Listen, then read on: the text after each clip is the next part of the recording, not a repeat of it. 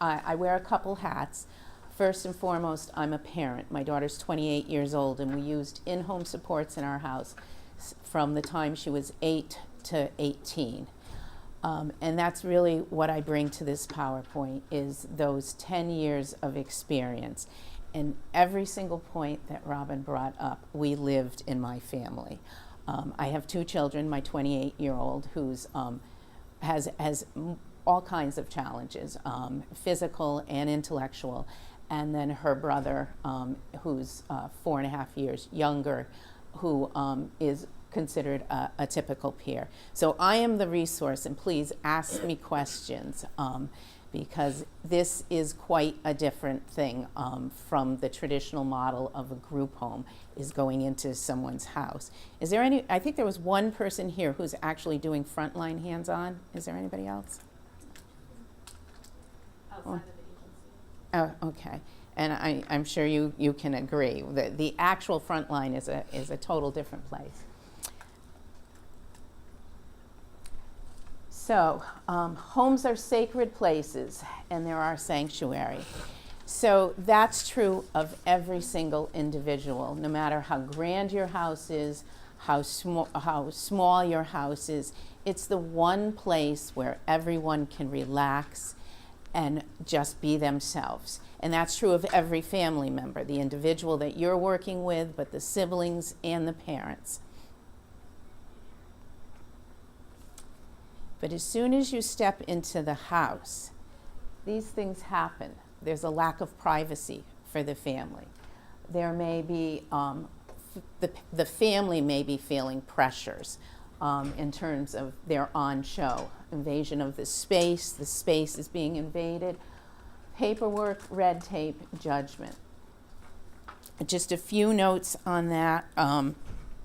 First and foremost, I'll tell you, the first thing that happened when people came into my house is I had to keep a cleaner house. Because right away I felt that, oh my gosh, they're coming, my house, it's got to be spotless. Of course, as I got to know them, that kind of waned a little, and things slid a lot. But there is that feeling that they're going to judge me. They're here to look at what I'm doing. Am I doing the right thing? And then this is an abnormal situation. First of all, for a family in general to have a child that's going to need your services is pretty much an abnormal situation. So, and then you bring in someone to work there, and now you've got like this little business going on inside of your house. So there's a lot that you bring with you that typically wouldn't be in a home, and it can be very upsetting to the home routine. We have a lot as family and parents of emotions when we first reach out and ask for help in the house. And one of the first ones is embarrassment. I've had to ask someone to come help me parent my child.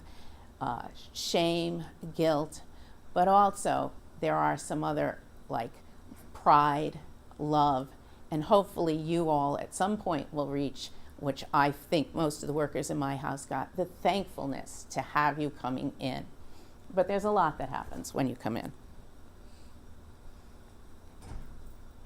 Having a family member who needs support does not mean that the family no longer cares about their privacy, which we've stated. Respect the family's style regarding what they want to share, what they don't want to share, what they're comfortable sharing, and in what format. This is an ongoing process as you're in with the family. There's many different styles, and as Robin said, and I do come from that big Italian family, or I should say my husband comes from that big Italian family. And I being Italian, I was not the big family. We were more the withdrawn family. So right within my house, you had 2 different dynamics going on. My husband was big and boisterous and wanted to know everything about everyone, and I was much more private and pulled back. And I think the workers, the people that came in, they had to work at balancing between us. So one of us was comfortable sharing a lot, and one of us wasn't, and I think that's a balance that you people have to walk that line all the time that you're there. But I think as you build trust with the family, it becomes like second nature. What is your impact on the family home? What bureaucratic processes are you implementing that are not family friendly or that are encroaching upon the sacredness of the family? That speaks to the question we just had: how often should you go out to that family?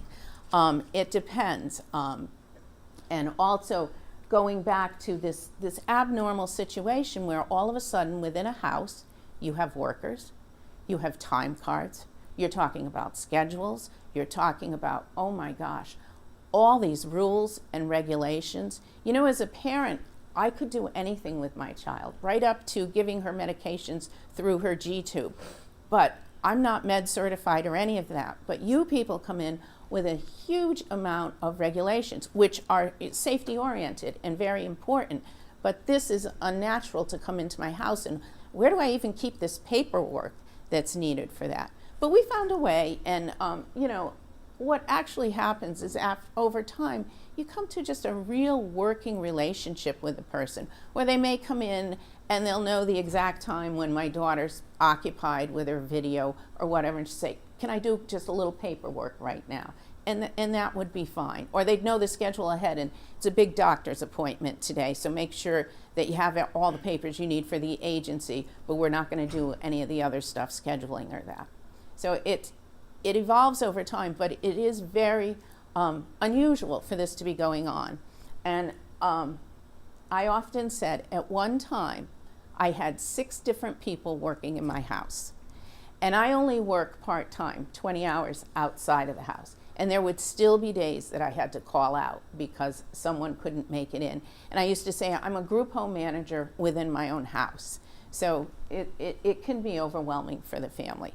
And you also have to think that family members may never have, depending what they've done in their life, they may have no experience with working with someone, giving instruction, just keeping organized. It's a whole new thing. The parent pretty much is your first source of information on what to do with the individual, and even in the broader sense, the family. So, you know, as a parent, we may have no experience of how to just give someone else instruction. So it's a learning curve for us. And this is just more of what I just said. Working with families is always a balancing act. And there's a lot being balanced, Families don't always know what they need, or are sometimes unable to ask for what they need. Sometimes professionals need to help to reach out with new ideas. One thing I think that you can do right away when you come in, and I say subtly, first of all, don't come in and make suggestions right off the bat. Let's do it this way. But as you gain the trust of the family, help them get organized. If you have a child with special needs, and depending on the abilities or the disabilities, there's a lot that goes with that. I started on my own because my daughter's needs are great. I started on my own making a notebook. It's all about her name. Her name is Iris. All about Iris. Had a picture of her right on the front, and it had all her medical forms. It had who her practitioners were, who her friends were, who her extended family. This is a book that families can get. I don't know, anybody ever see this book before? It's a directions binder. Okay, this is a book that families can get, and I can tell you how to get it. First of all, it comes through the medical home program from DPH. So you can get them that way, and I can tell you who to call for that. But you can also download the insides of it. And I have 2 of them. You can pass that one over there, and then I'll pass this one. But right off the bat, this calendar here. And there's enough for a year, but I always tell parents, you know, take this and make multiple copies. Because you may want a calendar just for social things. You might want one just for doctor visits.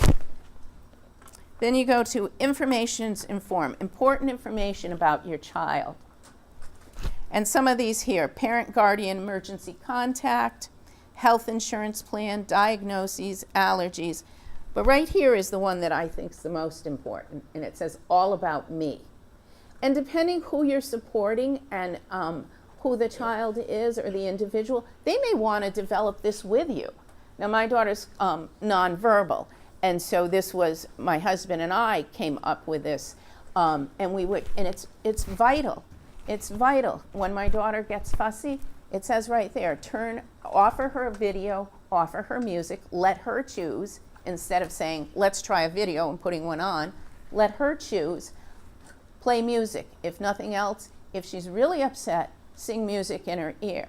And you better know what the next step is, because if the singing in her ear isn't working, then you're on a whole nother level, and there's a whole bunch of steps and things you're going to need to do. This is also an activity the sibling can get involved in. What does the whole family do? When we go out to a park, how do we take Iris and all her paraphernalia and her equipment to the beach? Can she go to the beach? So I'll pass that around. But you might have a family that's already got this going and is very organized, but you may not. And that's a great way to help them, and it can be a big family activity.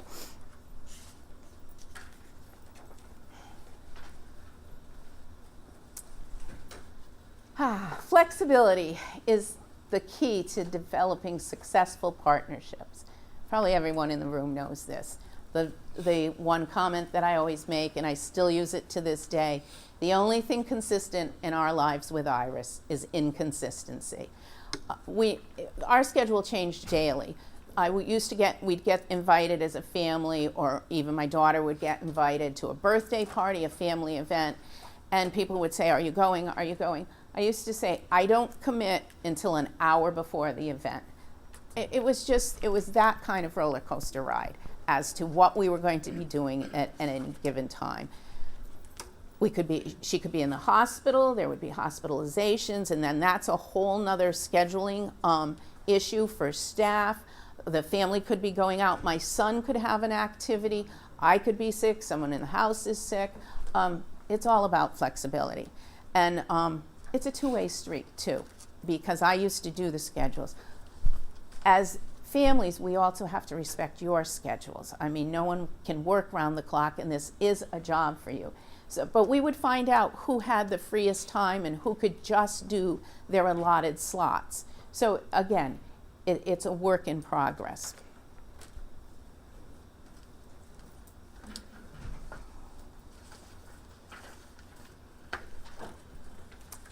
Conduct yourself in ways that help the people trust you. As I said, it's all about trust. I've had people in and people out.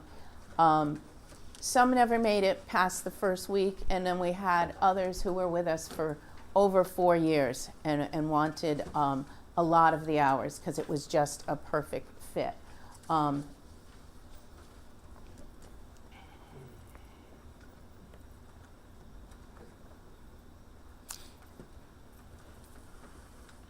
One of the things, you can't help others if you don't take care of yourself.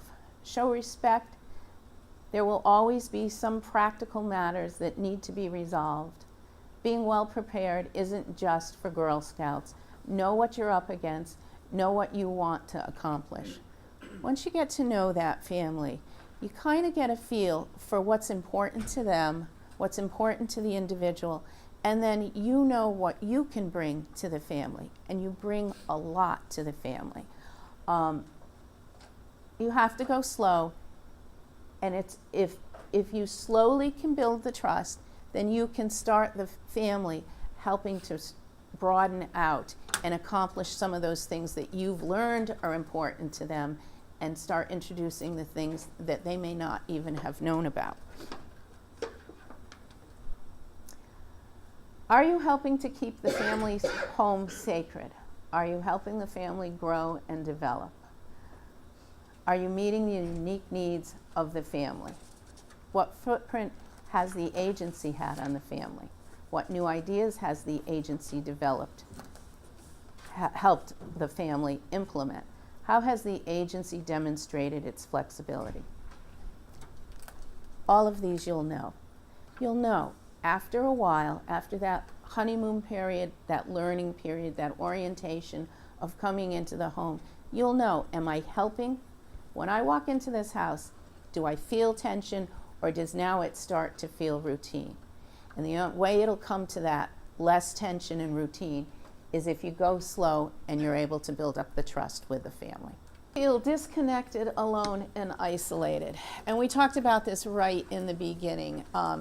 And there's never a truer statement. I know for our family, as my daughter started having troubles at 6 months, and we never lived another normal moment again. All those plans I had for play groups and going to the story hours and integrating her and her becoming a big, member of a family, playing with her cousins, it all changed in an instant. And it wasn't necessarily because I wasn't still looking at that, but first of all, it wasn't even feasible. She didn't even have time to go to play groups. She had doctor's appointments, multiple ones, et cetera, et cetera. And then it just became harder to integrate her into my family. Certainly I have a very supportive family, which a lot of other families may not have. And they were always reaching out to us, but there was all kinds of certain circumstances that you had to have present to have her there. So as soon as we got staff with us, it made all the difference. They were our connection. And there's a connection on many levels, but one level just to help us reach out again, because we always had to have that option that someone could leave with my daughter if she was having a bad day. So immediately that opened up a lot for us. But then also you folks in my world became my experts. You were the link to a whole world that I had no knowledge of, the special needs world. And that was huge for breaking down barriers for us. Siblings can feel disconnected, alone, and isolated. And as I said, I have 2 children, and my second child is 4.5 years younger than Iris. And there were times where he was very, very isolated.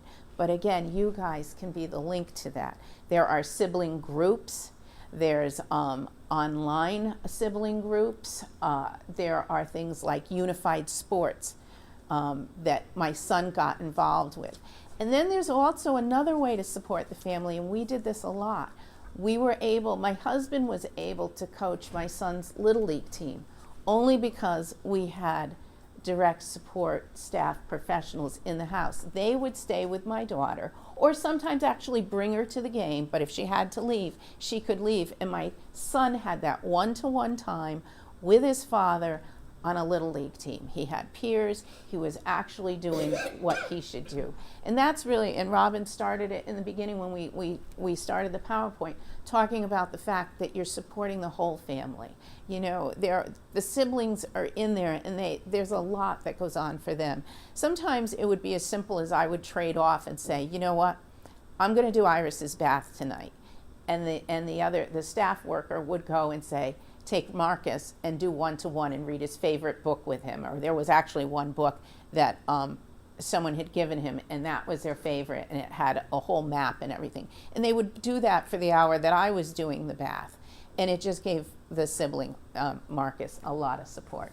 He didn't quite feel that as is in the video, the time where Iris was getting all the attention.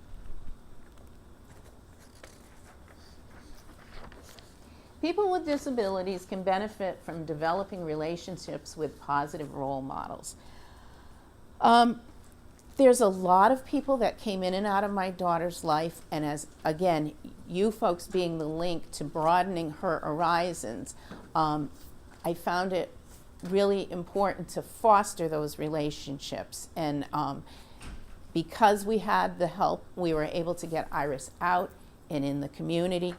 Staff would say to me, and I can remember this with one particular staff member, Iris seems to be really close to Elaine at school. How about we invite her over someday? I would never have done that. I would never have done that. It would have been too much work for me. I would have been terrified about if Iris started to have a bad day. But first, and I wouldn't have ever taken that suggestion from a worker in the house the first week or month they came into my house. I would say, oh, they have no idea who Iris is. They don't even know what they're talking about. But as we developed the trust, and a year or so later, and they got to know the family, they got to know Iris, they got to see who was out there interacting with her, we went with it, and it worked. And she actually still has a relationship.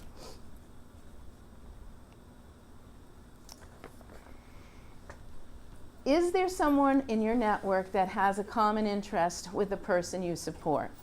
Again, that's happened time and time again, because in my home, we did some people that we hired ourselves because we knew them, but other people came to us through an agency.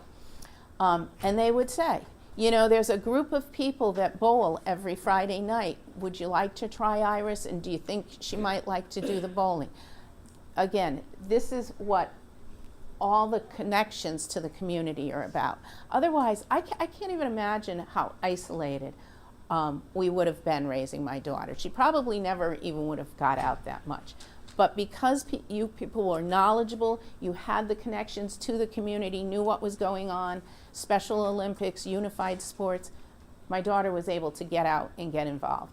And really, that is what we wanted for her, or from the family before we even had kids. All we wanted was them to be happy, a member of the local community, and independent. Take a chance. You never know what might happen.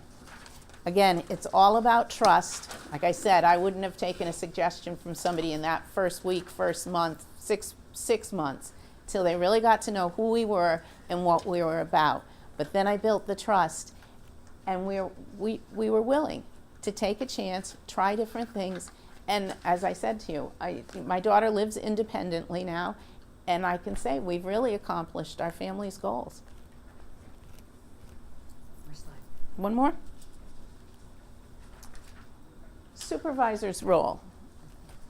Are you helping the direct support professional to expand team membership, enhance team relationships, help others to take on support roles, and take responsible risks?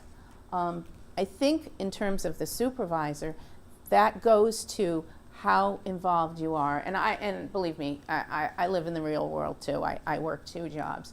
I know you have heavy caseloads in that, but if you get to have the meaningful conversation you should have with your staff workers, what's going on in that home? Have you been able to make connections in the community? Are you seeing relationships being built?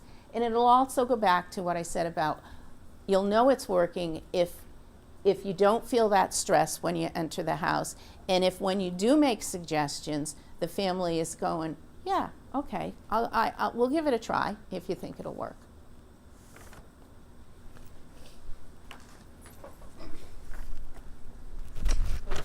Oh, I keep forgetting. Yeah.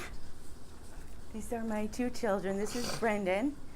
He started receiving birth to 3 services at 18 months old.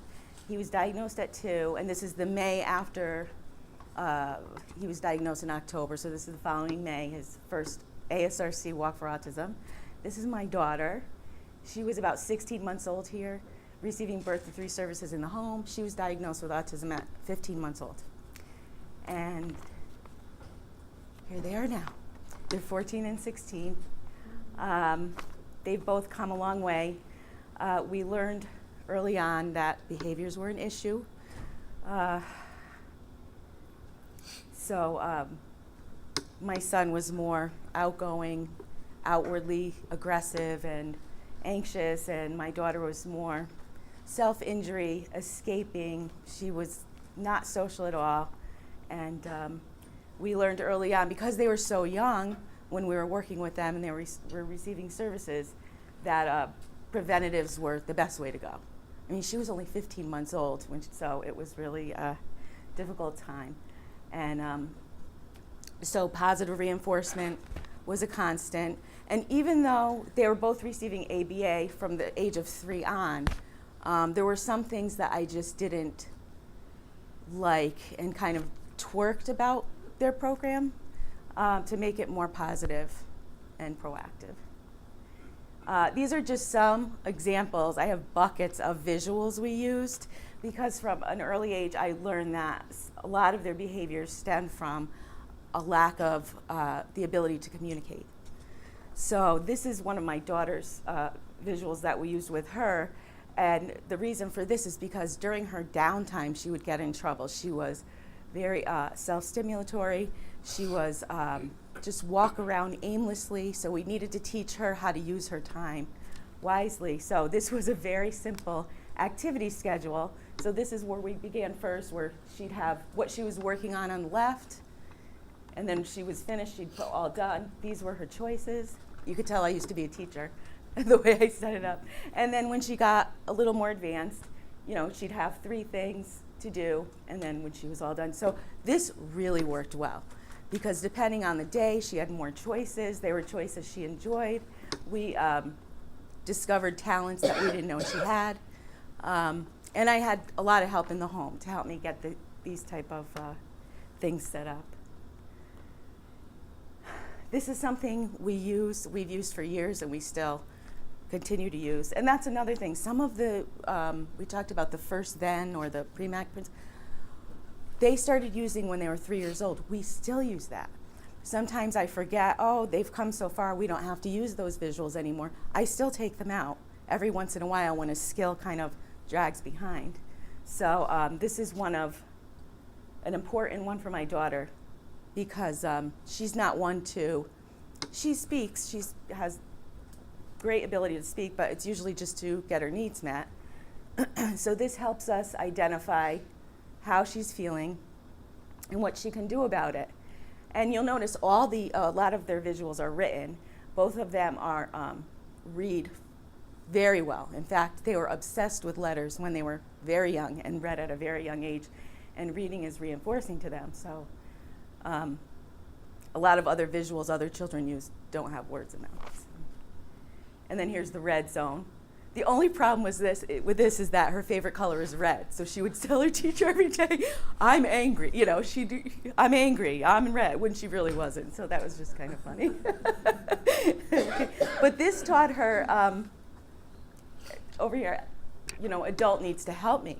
You know, we really needed to get her out of her shell and to ask for help and to trust people. That was a big thing for her, because she was just a baby and my son was trying to take her down. So she needed to learn how to trust, you know, and it was a situation where it was very hard for me to be alone with both of them. So I was lucky enough to have help in the home to help me with these situations. Here's the yellow zone, you know, when you're getting anxious. So my son has a similar book, but it's tailor-made to him, because he feels differently when he's in the yellow zone than she does. So these are just an example. The green is she's happy, okay. These were just examples for my son. You know, I talked about strategies for when he's anxious or angry. That really helped. And I remember one of the strategies I used, because I have many of these, it's always changing, was going downstairs to scream. He would like to scream to release anger, and he'd feel better after. I said, well, go ahead, go downstairs. So that was one of his strategies at one time. But oh, here it is, go downstairs to scream. Take quiet time in my room, hit the punching bag, use my fidgets, yeah. No hitting or pushing allowed. Story about why he shouldn't hit or push. On the right, you know, my husband and I needed a break once in a while. And my son would not refuse to go to my parents, who live right down the street. It was very convenient to have them there. So we had a story about going to Grammy's house and what to expect, that it was fun, and that we would come back. He still has a hard time. He's 16 with separation, but he's always getting better. As a matter of fact, he just this year was transitioned back to the high school, the public high school, so he's doing very well. A voice, this is for my daughter, who's very loud. A voice chart, you know, loud voice, nice voice, quiet voice.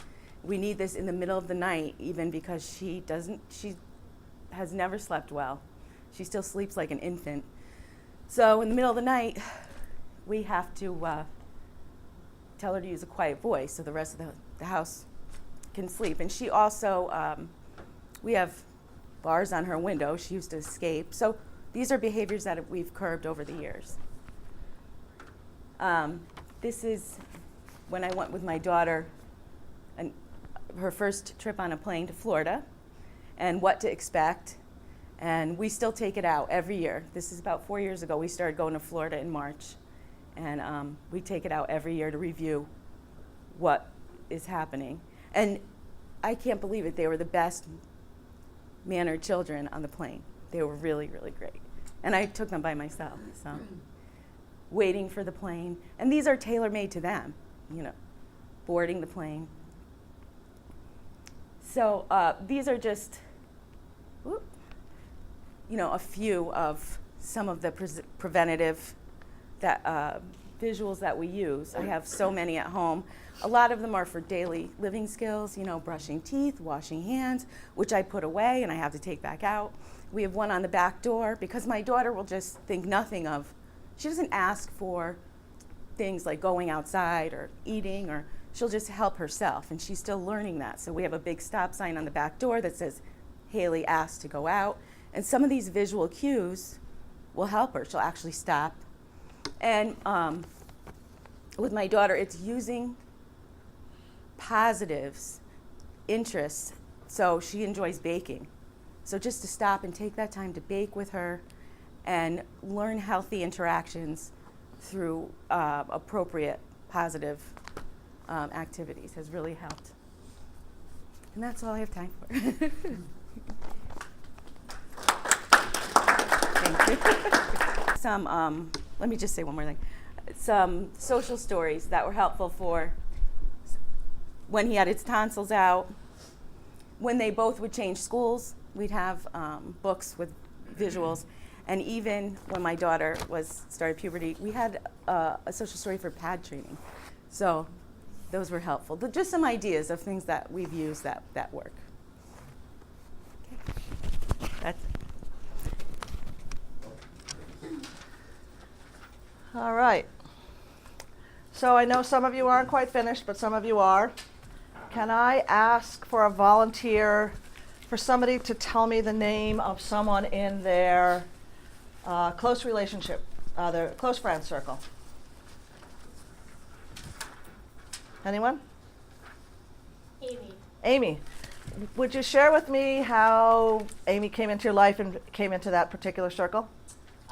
We met in college. Okay. And we're roommates and have been very close ever since. Okay. And she's in which circle? My close friend. Close friends. So when you met her, she would have been a casual friend. And how long would you say you were casual friends before you became close friends? Probably about 6 months. Yeah. Sometimes it can happen really quick. Yeah, you're living with yeah, each other you're in living with, college. yeah. And sometimes it can become a disaster. That person, your college roommate, might not move into your close friend range. Anyone willing to share somebody who's in their intimate circle? Husband, Chris. Chris, tell me about Chris. Husband, Chris. Husband, okay, sorry. I have a disclaimer. I had ear surgery recently and it didn't work real well, so I don't hear that great. I apologize. So tell me how you met your husband, Chris. In a bar. In a bar, okay. Way back when. So again, he probably, when you met Chris, what circle would you say he was in? Obnoxious. He was in like the outer rings. Okay. So here's if he had been your bartender, this story would have worked better because he would have been in your paid relationships, and then he might have moved to your casual acquaintance. Did you go to casual acquaintance to intimate pretty quickly, or were you close friends, or? I picked the wrong circle to talk about. Yeah. You don't have to do. We probably dated for 6 months before it got steady, and then I'd say by 8 months we had moved in together. Okay. It was pretty quick. Anyone here divorced? So again, I'm not trying to put people on the spot, but probably your ex-husband was once in your. Now he's on the outer. Right, he's out there, but he's off. He's beyond paid, right? He's way out into nowhere. So I'm not going to drag this out too long, but you guys get the point, right? That in all of our lives, we have people. Sometimes we meet somebody in the bank. They're our teller, and something comes up that we have something in common, and the next thing you know, it's like, well, hey, do you want to meet for a drink after work? And it might be that becomes, your next best friend, or it might become your next spouse, or they might always stay the bank teller in your paid supports. But those circles in our lives move in both directions. They move around, pretty regularly, and I think it's something we as humans all share. So think about the folks that we support. I don't know how long people have worked in human services, but I think that pretty much any of us who have been around for a few years are going to recognize that a lot of the people that we work with who have a disability, have an intellectual disability specifically, and have maybe autism even more specifically, their circles are probably really, really, really rich with paid people in their lives. And there's probably, maybe some casual acquaintances, and maybe their mom is in that intimate circle, but their circles don't look like ours, I think is my point. And so I think, to me, one of the most important things that we're going to do in working with families and working with individuals is change those circles for people. And we can do that in the course of really casual encounters, because if we're not out doing this work out in the community and helping enrich people's lives, they just don't have the exposure. And the more we can get people out and expose them and introduce them to people, we have folks at Benhaven. I think I'll go back to the bank teller. I know there's one gentleman who started doing his banking, and now for years he regularly gets invited to that family's home for dinner. He goes once a month to their house for dinner, and they love him, and it's been a long-term relationship. He has a retirement account they give him some money towards. I mean, it's that simple thing of going into the bank to cash his check that led to this relationship that's probably 10 years old now. It means a lot to him. It means a lot to them. It's not a one-way street. So anyway, I think I just wanted to say, in the context of the things we're going to talk about today, that I think the basis of everything we do is really about relationships. And with that, I'm going to take one of the handouts for the role of the family support specialist. So Benhaven has a structure of doing this work, of working with families, that again I think is a little different. And I know at least one of you was here last time we did this, and some of it is about how to get there and how to support getting good supervision. And we call our supervisors the family support specialist. We've kind of tossed the name around a few times, thought about something different. The criteria for what that position is has changed over time.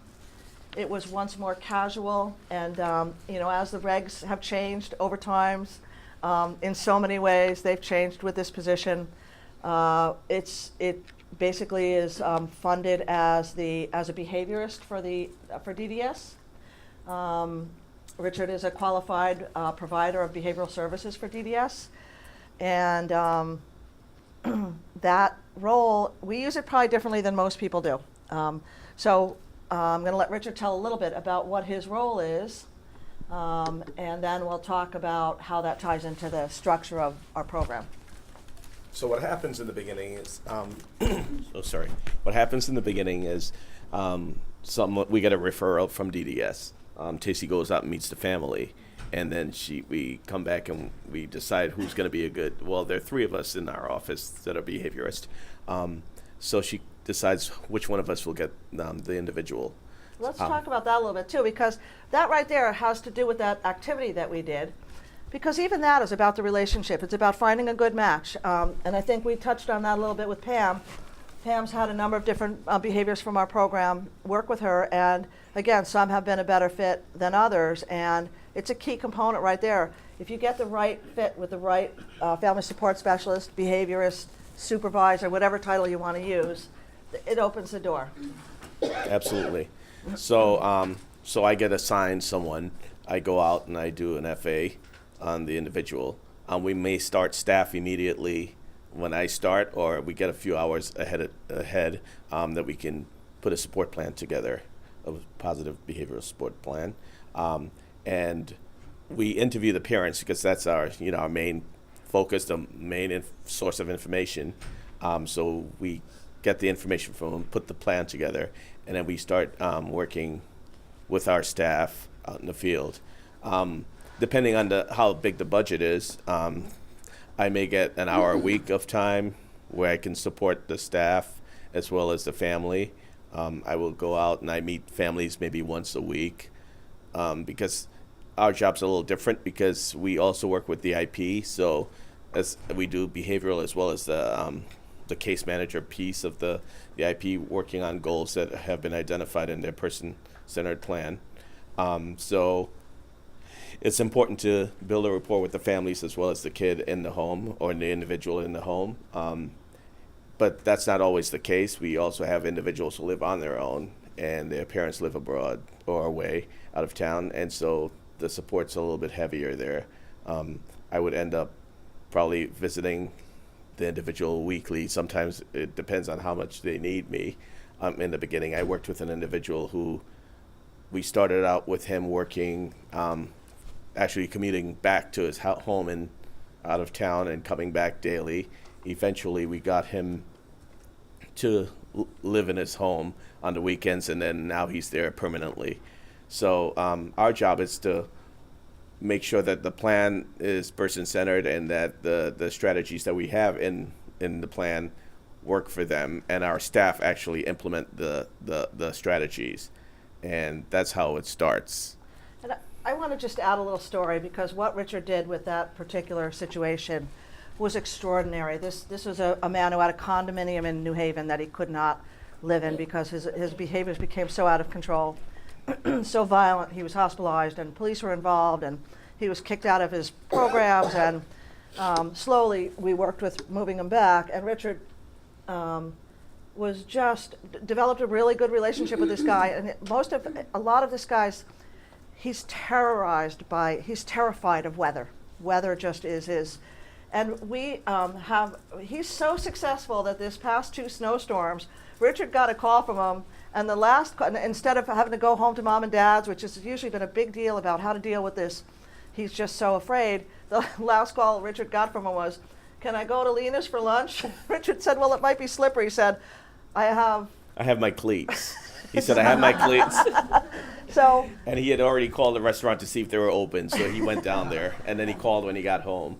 So, Is that like a strategy of it?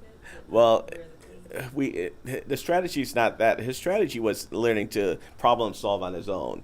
And that was a big piece of it because he couldn't problem solve. Everything was calling mom and dad. Right. And then when I first got involved, he would call me for everything. And one night he called me at 11 o'clock to put his bookcase together because it fell apart. And there I go with my toolbox at 11 o'clock. And I said, well, here's what we can work on. We can work on what's an important phone call and what's an emergency and what isn't. And from then, that's how it worked. And the calls just got minimal as time. Now, I used to see him once a week. Now I can show up anytime. And the first thing he asks is, what are you doing here? And I say, but it was so routine. Every Wednesday at 10 o'clock, I had to be there. And, where's Richard? And then, so now he's been so successful with not going home with the weather. Like the last storm, he says, well, Dad says I can come home during a blizzard. Is this a blizzard? And I said, well, no, a blizzard. It's not a lot of snow and not a lot of wind. And he would say, okay, fine. And so his parents were away the last time, and so he had to stay in his apartment on his own, and he was so successful. Yeah. And this is a kid that the last storm, the last few years when he went home, he didn't want to come back because he was so traumatized by the snow. So it's good relationship, it's good work. It took us a couple years to get there, right? I mean, some of Absolutely. this stuff doesn't happen overnight. His fear was real, and we had to acknowledge it and help him work with it. So, that there are some really great success stories. When you do this work, I think one of the fun things is, having Richard come to me and tell me that was TJ's phone call. It's like, it's just amazing. And his parents couldn't be more happy. They're elderly, they're frail. They're afraid of him, especially his mom. He's a big man. He's over 300 pounds. When the first day that we ever met him, he was just screaming and swinging and swearing, and Yep. It was like, with that, another piece of Richard's job is working with the staff who have been working with him for a long time, consistently, pretty much all the same staff. Yes, and the staff they've been consistent with him. They've practiced all the strategies that we have in place. So when, he was really violent, hit me quite a bit when I first started working with him and the staff. And so the strategies that worked for him was, one of them was deep breathing. So I would go up, call him, and say, "Oh, so what works for you?" And he says, "Deep breathing." I said, "So do it." He said, "Well, it's babyish." I said, "Well, it works, doesn't it?" And he says, "Well, yeah." So I said, "Well, do it." And then he would count and deep breathe, and then he would be fine. He'd hang the phone up, call me back, and say, "I'm fine now. I'm ready to go out." So he's learned a lot of these strategies, and it's with the staff practicing with him. And that's the main thing. It's like you have the staff practice when he's not in crisis.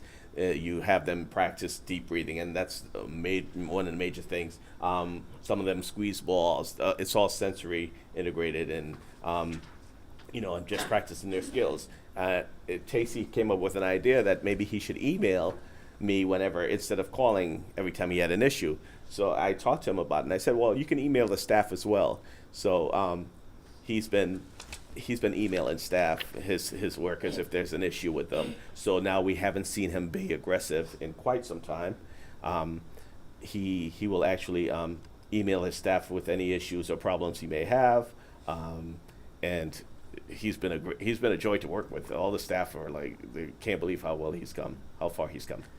And so part of the point to that, again, is that some of what worked about this is that we have good supervision in there. We have Richard, who not only is the author of the behavior support plan, but is in there regularly, working with staff, making sure they're following the plan, making sure there's consistency. He's got a great relationship with TJ's parents, who, we really need to have relationship with the families of individuals who live on their own, because that's very stressful. And he's got a lot of different people he's got to keep happy. He's got a lot of customers, and it's a lot to manage, but he does it really well. And I think it gets easier when you have the good relationships. And his staff people, I think Damien would agree. Damien's one of the people that works under Richard amongst other. But one of the greatest resources I have whenever I can't interpret something according to the behavior plan, I always can call him up at any time, and he's readily available for me. So it's one of the best tools to have as a staff, to be able to call your supervisor at any time, and he's able to take time out and explain something that I really don't understand, or provide other resources, because you kind of get a behavior plan and then you got to think creatively, and sometimes you're working with 2-3 individuals and you're like kind of stuck. Give him a call, and he's always able to provide tools out of his tool bag. So it's a good resource. But will he put together your bookcase? And there have been some things that have come up in my house that are kind of awkward to talk about, that he's made so easy and brought over visuals, so that's huge. As a parent, it's really hard to say some of these things that are going on in your home. Sometimes you think you're the only one, Right. going through this. How many people here work with kids, and how many people here work with adults? Can we just get an idea of that? Both? Adults. Okay. So, it's interesting, because we do probably, I would say 70% of our work is probably with kids under 22, school-age kind of kids. But we do work both with the autism division and with DDS. The bulk of our work is in the family support, the voluntary service program.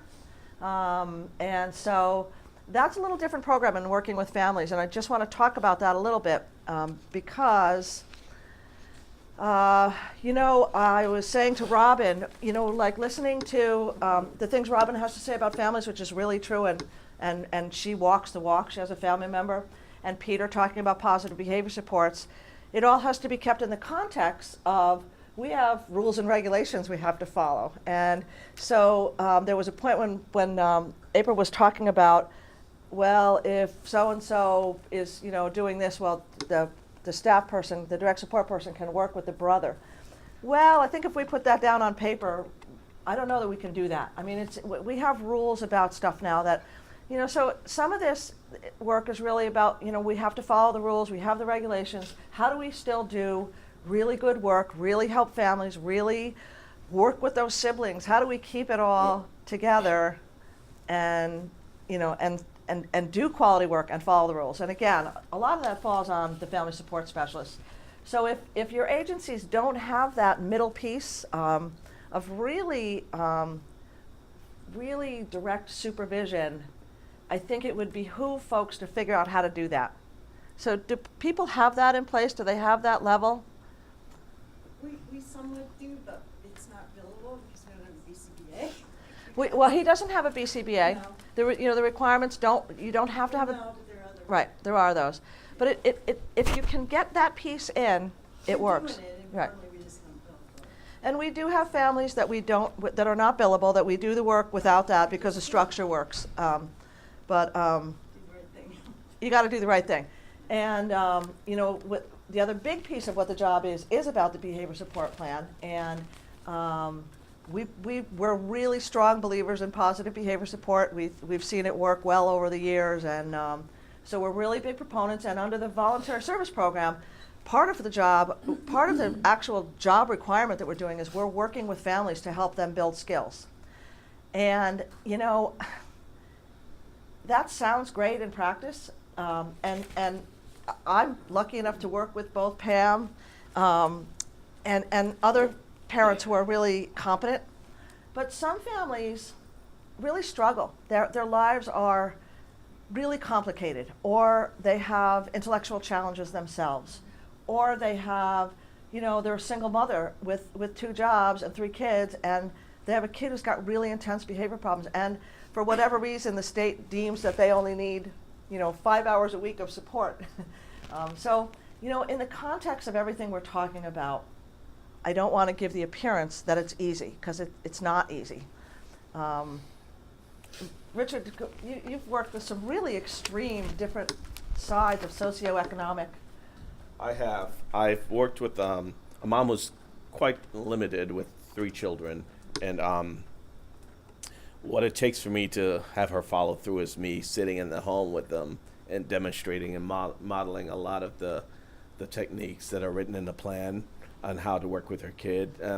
You work with families that are frustrated, they barely get any rest at night, or they're working 2 jobs and the father's not involved. So I go in, and I go in prime times when there's kind of like family group time, and I will go and I'll sit while they're doing homework, and mom comes home from work and she's tired and she's yelling. So I will say, let's use our inside voice because it's part of the plan. Let's use our inside voice. So we'll sit quietly and we'll do homework, and they argue with each other, and it's kind of like a dinging thing. Like, well, this is what I give them some feedback afterwards. But in the moment, it's good to call even the siblings, because we do family support. So we're sitting together, and we're I'm saying, well, maybe you should concentrate on doing your work rather than what she's doing, and that kind of stuff. So it kind of helps, and sometimes it takes a long time, but yet there are times when they get it, and that's the ding moment. You're like, wow, finally the family gets it, and the child is being successful. So I have a couple of cases that are like that, and the children have come a long way because of the family support specialist being in the home and demonstrating and modeling for the family. It's so important. We also have some families that are they're not going to do it. They can't, they won't, it doesn't happen. There have been times where we've made the decision we can't work with that particular family because we're just not going to get anywhere, or they're not going to get anywhere. Everybody's getting frustrated, and there's times we're really successful. One of the ways that I think Richard accomplishes a lot of what he does is having great direct support staff. And I don't want to dive in that too much because we have a whole piece on that after we talk a little bit about the structure of the program. But that's really where the key goes down to. I think somebody was talking about a funnel and all these things, and it really comes down to, what in the end, what the direct support people are doing. So we will certainly get to that. It's just that I think the family support piece is a little different than most people do it. And having a good behavior support plan, I think, is a really different tool for a family than in a group home, than in a residential setting that's more structured. Can I Yes. believe in a few minutes, so I just want to say something. So what is helpful also, is that he assists kind of bridging the gap between the behavior plan, between the home and the school, and you know what I mean? So that's huge. Like for my kids, they need to have across the board kind of the same. I know it's not always practical, but we do to the best of our ability. And also managing the staff. Like it's hard for a parent not only to manage your children and follow through, but then if the staff is doing something wrong, I could just call Richard and say, how should I handle this, or you handle it, or I'll handle it. So that's big. Right. And you know, one of the things in doing work, again, we work primarily with people with an autism diagnosis. So one of the most important things is consistency, and you know, having a supervisor involved with direct support staff that they really like and respect really helps keep that consistency together, because the expectation is sort of, not only do they want to do the right thing by the family and the child, but they also, you know, they don't want to let Richard down. So those relationships, it goes back to that circle thing, and I think, you know, so much of what we do has to do with relationships. So I'm going to sound like a broken record about that, but it's, you know, it's truly what I think makes this the difference here. So the behavior support plan piece comes in, and it's, like I said, it's different than in a group home. I'm on, I serve on the Human Rights Committee, so I review a lot of support plans. Some are great, some are not so great, some are really complex, some are really, you know, don't touch what they need to touch. But I think a support plan for a family often looks quite a bit different. It looks different because a family home is a family home, and it's different than a group home. You know, as much as you can make a group home feel good and feel like a family, it's just not the same. We're not going to get the data collection that drives so many plans and so many people's way they do behavior assessment, because we don't have staff in 24/7.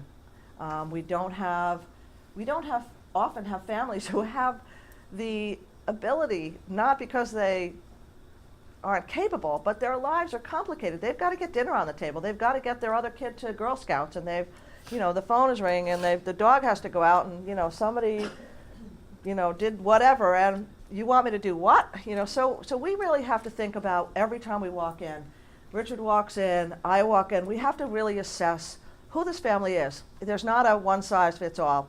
And it might be that for the state, for the inspectors, we have to have a plan that's pretty thick and comprehensive and touches this and has measurable this and that.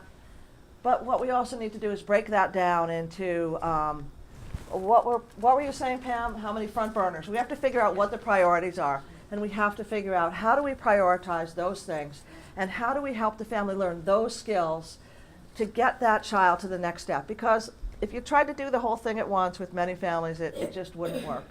For most families, I don't know how many of you have children here, but even if you don't, your lives are complicated, I imagine. But you throw a couple kids into the mix, and it's tough. And sadly, my experience is that many marriages don't make it through autism. You know, I think divorce rates are high anyway, and you throw in the kind of challenges that having a child with autism, or 2 children with autism, or 3 children with autism. How high have we gone? I think 3 is the highest, 3. right? I mean, 3 kids with autism. We've had that probably 3 or 4 times. We've had it's, you know, I don't know how they pick their head up off the pillow that they haven't slept all night on. You know, it's like.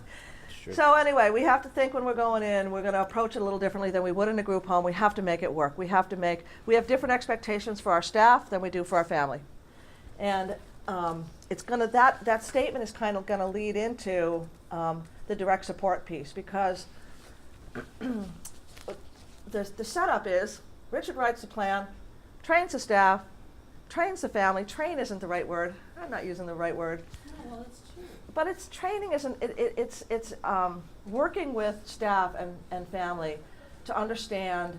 I just, training feels so Coach. doesn't, huh? Coach, empower. Coaching, empowering, yeah. There's better words than training. I'm not happy about that word.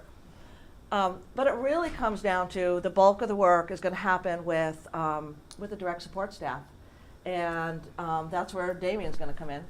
I'm going to pass out the second handout while if Damien, maybe you could start talking a little bit about, can you give a little overview of the different individuals you work with, just kind of brief, so we get a sense of the different. Well, my name is Damien Parker. I'm a direct support staff, and I work with individuals ranging from when I first started, 12 to 23. And now those same individuals are 16 and 28. actually 29.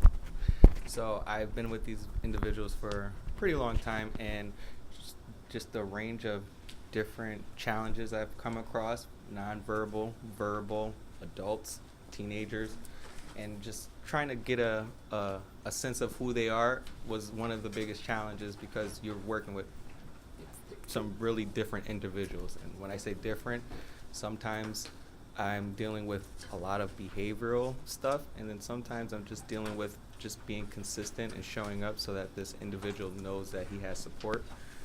So just some of the individuals I worked with, some of them have brothers and sisters, and then I have an individual who's an only child. So working with families versus working with single parents and with one child. I've worked with individuals who are in a typical school setting and others who go to a specialized school. So I've seen some pretty unique individuals that keep pushing me to do my job because of the benefits I see that this role provides for those individuals. So as a direct support staff, I enjoy my job and my heart is truly in it, and I enjoy what I do. So finding good staff does help with the behavior plan that they do right, and understanding and being able to interpret that behavior plan, because she said, they can be pretty comprehensive or they could be simple, and there's no activities or list of things to do. So being creative with understanding the behavior plan is an important piece as the direct support staff. So Damien, Pam has to leave. Before she does, I would like to see if you have just a moment that we could bring up something really special happened in our program.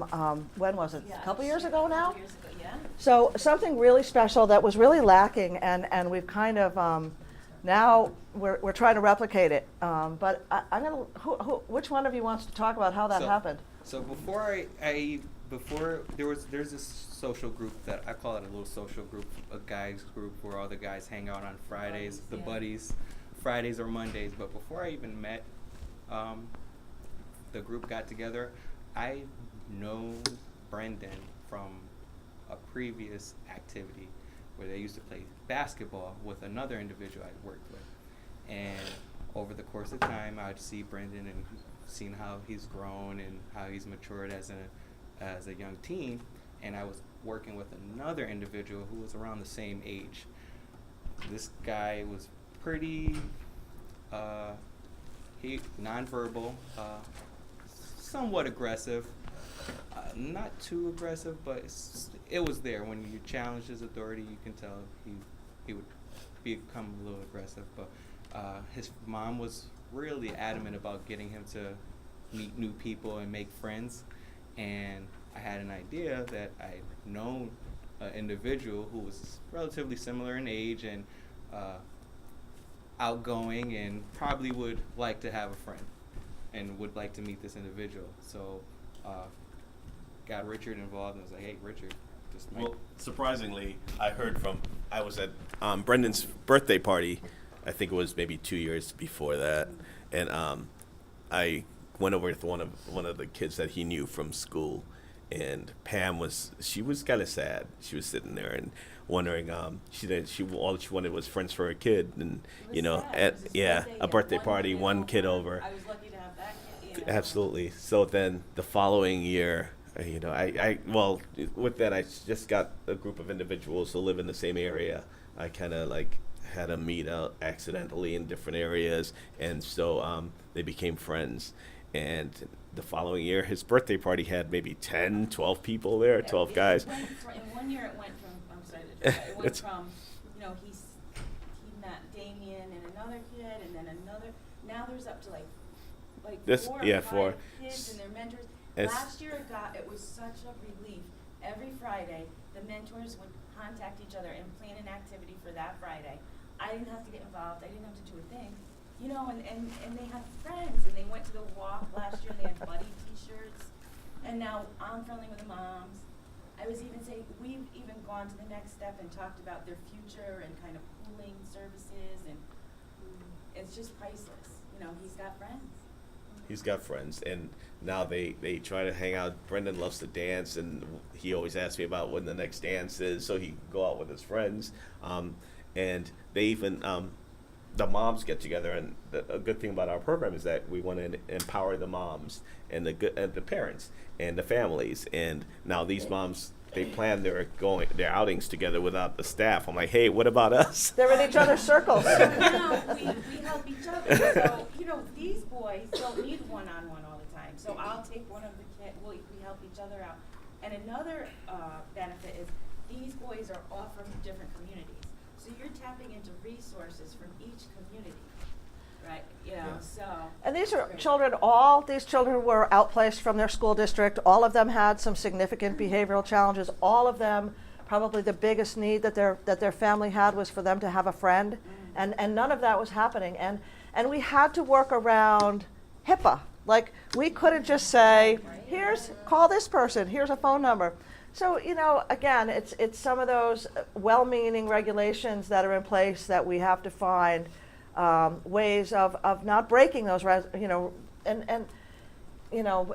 anyway, it just makes it more complicated. It's like, it seems like children. Yeah, but it seems essential to do this, especially with the shortage of service Right. available. You need to meet other parents and depend on community activities and help. Right. I have to say, I imagine for the mentors, it's nice as well to have other people to meet up with and talk to. So, with that said, if you guys are doing this work and you have ways that you can get people, whether they're within your own program or even with other, within another program, it's or kids that don't have. Here's the other. There's another way that we found to make those connections. Back to that circle page, we've had mentors that. Maybe let's say it's Damien, who takes a kid out to shoot some hoops, because we have a lot of kids who are their families don't have a lot of financial resources. We have to think of what are we going to do to take some time, to build some skill, to burn some calories. A lot of our folks are on meds that put weight on, so we want to keep them active. Well, you get somebody cool like Damien at the basketball court, and it won't be too long before a typical kid, a peer of this kid comes along and says, and Damien's like, hey, you want to shoot some hoops, and then that kid who maybe he's never been around a child with autism before says, they start playing, and the kid's pretty good. Boy, he's got like really good shots. He's better than I am. He's one of those kids on, I don't get it. And it's a big door opener. And I think that's one of the most important things is keeping them in their community, because they find friends in their community, and it would be one of the toughest things to get him out of his community to take them to the other person's community. So like she was mentioning, there's this one particular individual who just didn't get to the park as much as he'd like to, and he wouldn't verbally say, I would like to go to the park. So one day I just said, hey, I got a basketball, let's stop here. And he started shooting, and I'm like, wow, you're pretty good. Kept shooting, other kids came over, was like, can we play? And I was like, if you want, ask him if you can play. So it starts to build the communication part that he was lacking, and start to build that social piece that is missing from these individuals. My son learned a new skill. He had no interest in basketball, but because his friend was doing it, he'll do it. Right. Opens up the door for other activities. And then it also helps with other staffing. Thank you. Thank you for that. But it also helps with other individuals when it comes down to planning activities, because sometimes you just don't know what activities to do with individuals, and having other colleagues or other staff that you can call and hang up with and get two of the individuals together, you're making a peer-to-peer connection, and you're also getting yourself some new activities that you can do, and then you might learn some new skills from this new individual.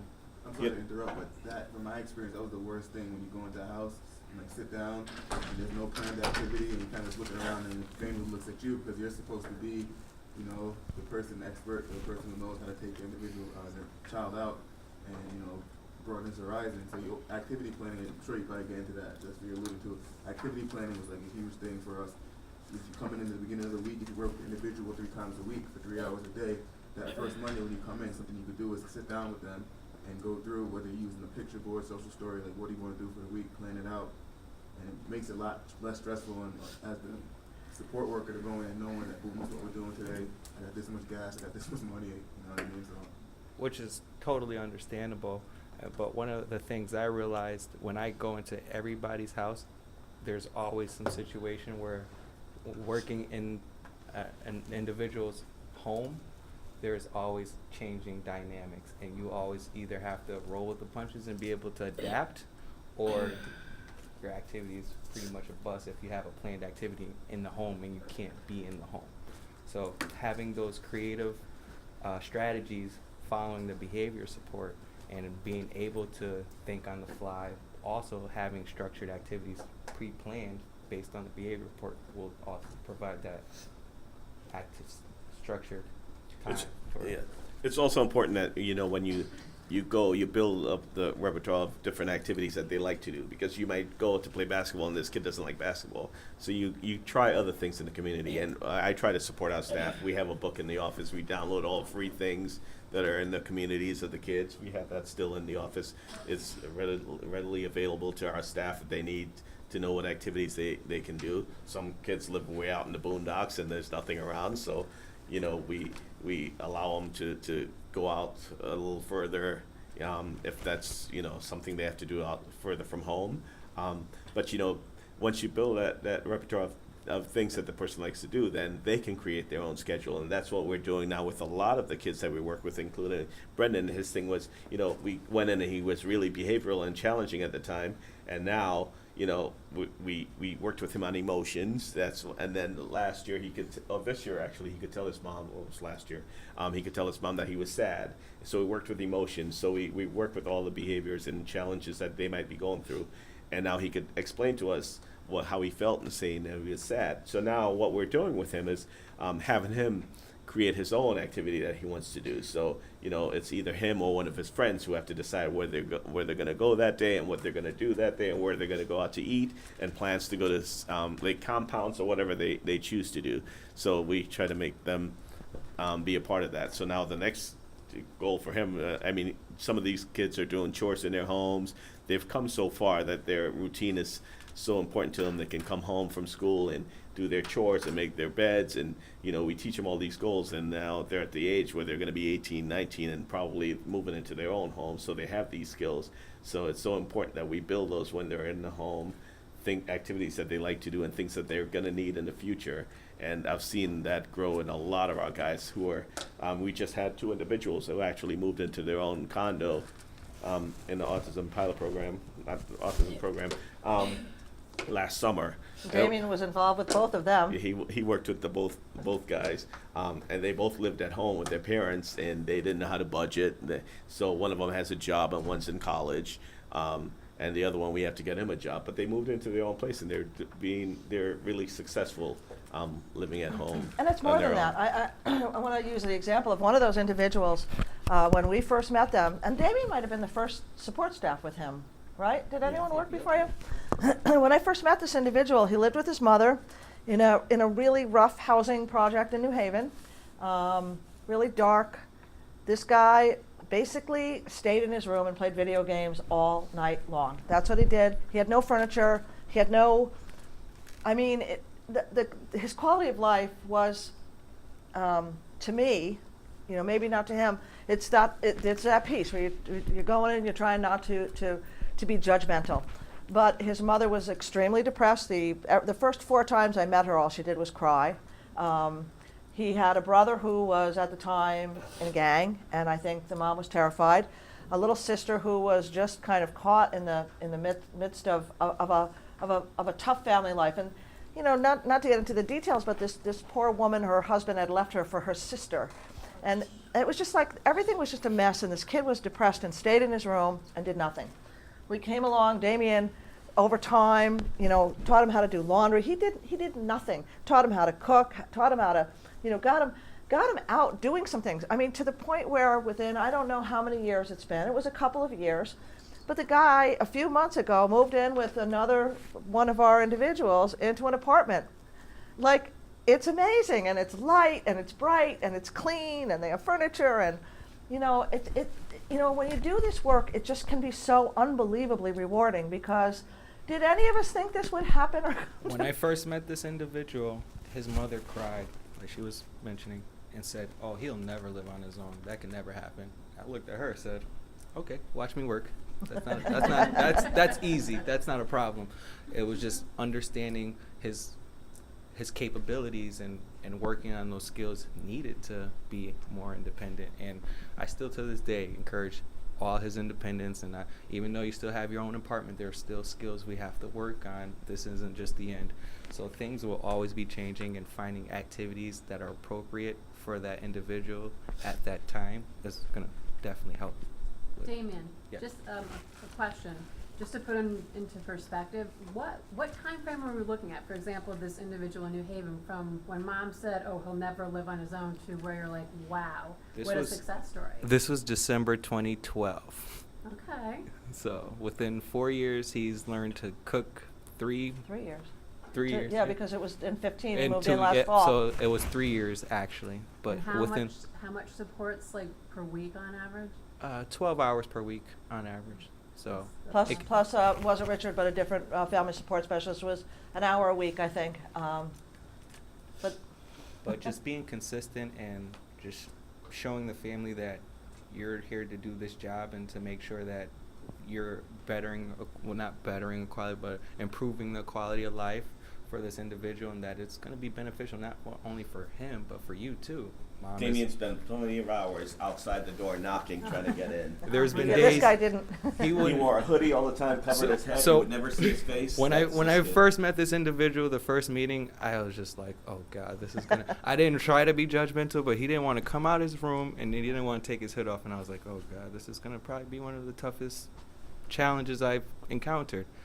For the first 2 weeks, I sit at his door for an hour, knocking, and I can hear him in the room scurrying around, putting stuff up, turning the TVs off, and I'm like, and I'll call the supervisor, like, "Hey, listen, he's not opening the door.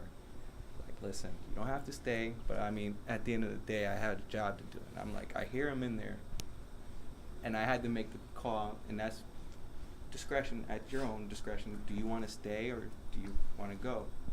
My heart's in this job, so I want to see this guy get out of this room and do something. But it took me about 4 months just to take a trip to the Dunkin' Donuts less than half a mile away from his house. But with that one trip, he was able to get out in his community, and people actually say, "Hey, I haven't seen you in so long." Now when he goes out, waving to everyone, he still goes to that same Dunkin' Donuts. Mostly doesn't have his hood on. He I've never never seen that hood. he never wears a hood now, and he's more extroverted. I feel like he's a changed person, in that just providing those supports, giving him those tools, you see a different individual than what most people would describe him when we first met him. Right. Sense of But he human was very interesting when we first met him. One of the things that really stood out for me when I first met him was he said to me, I asked him, what do you like? What do you want to do? He said, "I'd like to go to Japan." And I'm like, oh. And it turns out I think he was into the anime, was probably why. I said, "So to do that, I need to learn to speak Japanese." He said, I'm 15% fluid in Japanese now. I'd like to increase that to at least 30%. So, this dark, quiet, almost non-verbal individual, when he did speak, he had some really interesting things in there. We knew that there was definitely, capacity and interest, and it was a matter of figuring it out. And it was a matter of the relationship, that circle thing again. It was a matter of finding, I think, the right person who could go in there with an open mind, without judgment, with real commitment to making a change in somebody's life. And to add to the story, I just had his IP meeting not too long ago, but one of the things we talked about was him enrolling in arts graphics school, because he did have a skill and he was very talented at drawing, but no one knew, because no one said, "Hey, why don't you draw when you're feeling upset?" Or "Why don't you draw something when why don't you just draw to fill the void of time when you're like taking a break from video games?" Because sometimes that's all he would do and have no other skills. And he does have an immense amount of skills, and we just had to tap into them by getting him away from what was taking a lot away from him. Can I ask another question? Please.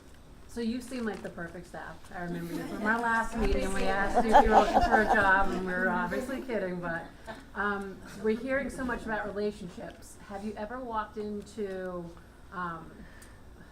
participant's environment and you're like, oh my God, this isn't gonna work, this is a poor match. Can I? Please. I want you to be So- honest, 'cause we wanna hear it So all. there was an individual And that how did you handle it? there was I still showed up, consistency, showed up on my regular scheduled time, and it was just the family making excuses. Oh, this person can't go here today, we'll have to reschedule. This person, he doesn't want to do that today. And I'm like, well, let me ask him, let me talk to him. And the first few meetings, she was like, oh, he's not going to talk to you, he's not even going to let you in your room. Knocked on the door, I was like, hey, what's going on, bud? And I seen something that I could tell he was interested in, because it was right on the wall as soon as you walk in the room. I said, oh, I know so-and-so. He said, oh, really? Let me in his room. Open up the door. So I from there, I was like, all right, mom has a little bit of a bias about the services. And that sometimes is because of the staff prior. So you kind of can't let that affect what you're doing. And I had to still show up. And even though I can tell she was kind of like, I don't know if I want staff in the house. And I don't know. And I was like, but at the end of the day, here's what I'm going to do. And I'm going to continue to try every effort and push every way to get you involved and get you on board to see that I'm different. And for the first 4 or 5 visits, to me, it went well. It went great. But eventually, the next visit, she canceled on me, and I felt that there were still something with the family that was going on. So I contacted my supervisor. He was able to go out and speak with the family. Then, as a team, they decided this isn't a good match for you. At the end of the day, We're certainly never afraid to say this isn't a good match. I mean, we'll start, sort of how we work is generally I go out and meet the family initially and try and figure out, first of all, whether the family is a match with our program. Because of the way we work, because of if we're working under the voluntary service programs and the expectations are that the family's going to have to be engaged, 50% of the time. Is this a family, can we at least get them 25%? Like, can we at least start? But if it's like, sometimes you walk in and just know it's a waste of people's time. It's not going to work. And then sometimes we'll say we think it's not a good fit, or they'll say they think it's not a good fit. Getting the right supervisor in. We try, but there have been times where I've made the wrong guess, or like, maybe Richard is the perfect person, but his schedule is booked and I can't send him, and I send somebody else, and that piece, we sometimes don't get it right on the first try, and that's okay. And I think what's more important is that we recognize that it's not the right relationship and change it up before we invest too much or lose too much. Because I have such strong belief. Now, one of the things is we have some staff people. Damien's not our only extraordinary staff person, but he's certainly great enough to have made the cut that he's who comes, right? But we've had some mediocre staff people and some not good staff people at all, as I'm sure everyone's encountered. Sometimes it's hard to know until you bring somebody on, and then you go and they're not willing to make the effort. They're not going to knock on the door. They're going to say, oh, forget this, man, he wouldn't let me in. And that's the end of the story. And you can't end the story there. And we have families who are so complicated, again, their lives are so complicated that people can't just, it's not a one-shot deal. I think, you got to give it enough time to know that it's not the right match. We have a family we've worked with for, I think the kid was under 5 when I started working with him, and I think he's probably over 18 now. Very classic autism. Very, his skill set is low. Basically, one of my interview questions, if I'm hiring somebody to work with that family, is, do you like to sing? Because he really likes somebody to sing to him. Sometimes I'll ask really specific questions. Do you swim? Do you sing? Are you fast? Can you catch them? Some really specific hiring that's important, right? I mean, some of that's about the match and the relationship. But this young man now, he sometimes, in order to keep him regulated, you have to sing The Wheels on the Bus for 3 hours. And his mom is really good about making up all the best verses to Wheels on the Bus that anyone's ever thought of. So if somebody hates singing, it would be a really bummer for them. But if maybe somebody's, a budding, they want to have a little side career and they can practice. But that family dynamic is really interesting because the mom and dad both live in the home and they hate each other. And so the dynamics is that the mother, from the minute they walk in, the staff is engaged but with the mother of her talking about how terrible the father is.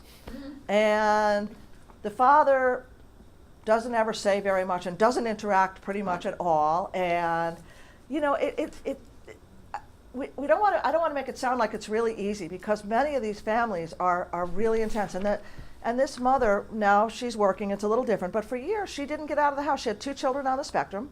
And when staff walked in the door, she was on them, like that was the only person in her circle. You know, she didn't get out. The kids couldn't get out. She couldn't get out. So, you know, doing this work, it can get really complicated with the relationship in boundaries. Either, you know, that people cross, that we've had staff who cross boundaries, we have parents who cross boundaries. It's like trying to keep everyone in their right place and still having good relationships is a bit of a challenge. So, you know, some of that matching stuff is important. But Damien, have you had challenges? I've had numerous of challenges, and it's funny that she's mentioned that there's one individual who has 2 parents who hate each other. I have one individual who have 2 parents who hate each other and live a street across from each other. Oh. And it was just getting them to communicate on just the basic needs was almost, they put their relationship before their child's relationship. And I had to let my supervisor know, it's like, hey, listen, they have a lot more stuff going on than the needs of their child, and I think that should be addressed first, and then that will help in turn our job, because you can't have 2 feuding parents and then you have to provide service. And then, you're doing that over there, I don't want you to do it over here, and you're going to hear that, and how do you approach that? And sometimes you don't want to overstep your boundaries as direct support staff, like, hey, that's not right, you shouldn't say that. Sometimes you have to bring it a step higher and say, this is what I'm observing in the household, and this could be a factor in his behaviors. Because one of the things we've noticed is he'd rather be at dad's house, but we're not going to tell mom, because, you know, it's going to, but he'll cry, and you'll see all the behaviors when it's time to go to mom's house, but mom wouldn't really understand until we explain to her, like, hey, listen, over here he's being challenged, he's actually learning skills, and he's taking those skills over there to show that he's learning stuff. So it's setting the boundaries, but also communicating what you're observing in the house and knowing that this could be a factor in the behaviors. Important. And I want to get back to really the role of the direct support person as the educator, but I have one more story that I want to tell. I want to have Richard tell, because I think it's important in that, you know, we have had some great successes, but we also, we've come across, I'm thinking of a situation where we had a child who lived with his mother and had experienced trauma that is almost unthinkable. And we had to work really hard to get them apart from each other so as there was no potentially fatal outcome. I'm going to let Richard tell a little bit about, because I just think it's important that we talk about families are all so different, and the situations we walk in are also different, and the skill level that these guys especially have to carry to address all these different situations is really, I think, not only is it necessary, I think it makes the job extremely challenging and extremely rewarding. So can you talk a little bit about that? Sure. Now, my job as a family sports specialist is to keep kids at home so they don't go to placement. So we got a referral for one of a young man who lived at home with his mother. He had witnessed quite a bit of abuse towards the mom from his father. Mom was kind of in hiding from the dad, and it was serious. I mean, it was very bad. This was a woman who, you know, you hear about on TV. She wasn't allowed out of the house. I think it became apparent that this child had witnessed very severe sexual assault and kind of imprisonment and physical abuse of the mother on a regular basis.